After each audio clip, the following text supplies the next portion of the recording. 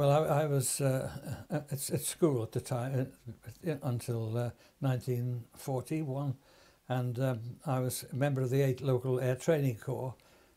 Most of the people there were concerned about getting into the RAF, but I particularly wanted to go into the Fleet Air Arm.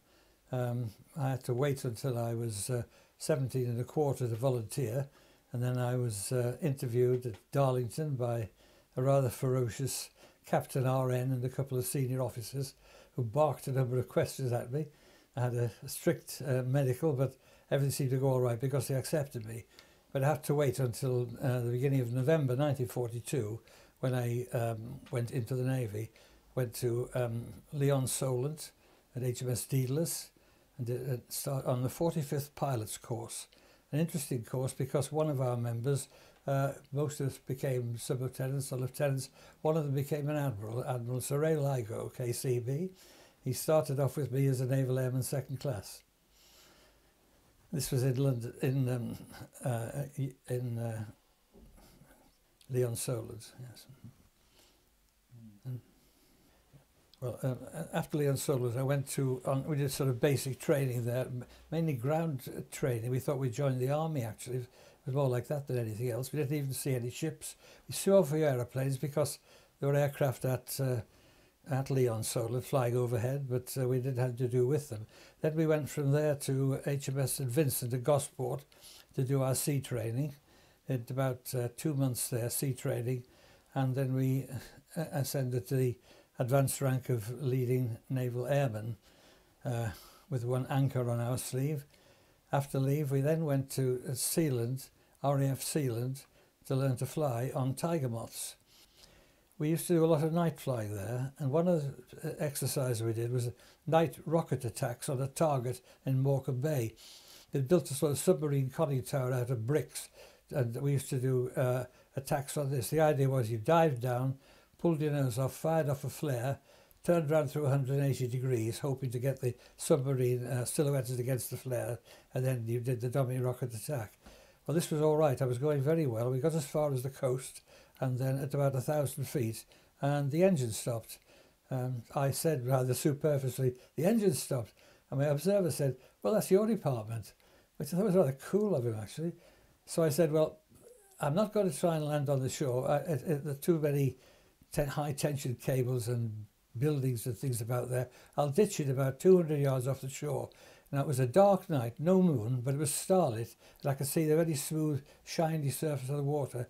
So I thought if I do a careful ditching there, we can get ashore in the dinghy and we'll be okay. So I said, because there's a lag between the altimeter and the actual position you are descending, I said to Dino, my observer, hang over the side and let me know when we get near the water.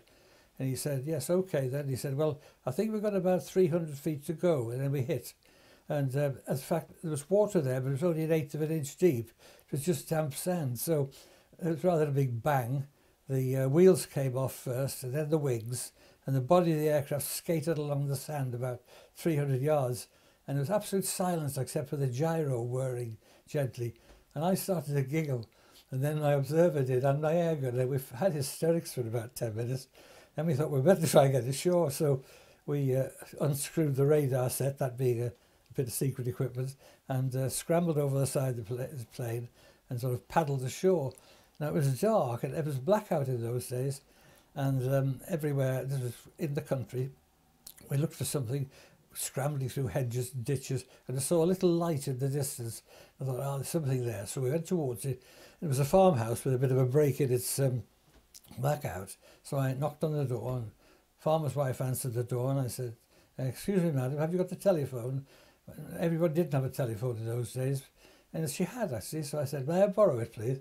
So I rang up the aerodrome, I knew the number, and said, can I speak to Commander Flying, please? But on the phone came this gruff voice, Flying here. I said, excuse me, sir, it's Superintendent Thomas here. He said, what do you mean, Superintendent Thomas? You're flying, aren't you? I said, well, I wasn't a quarter of an hour ago. He said, well, stay where you are. I'll send you a lorry. We'll pick you up, bring you back to the airfield. We'll give you another aircraft. You can do the exercise again and do it properly this time. That's called counselling. Yeah. There were times which were hysterically funny for some reason or other, times when you were frightened to death, and times when you were just there, just occupying your time. And this is the thing. Looking back now, when I came out of the Navy, I went in for teaching, and I used to think when I was teaching my sixth formers, when I was your age, I was flying an aeroplane around the North Atlantic, but it just seemed the thing you did. That's the curious thing about it. You took things as they came along.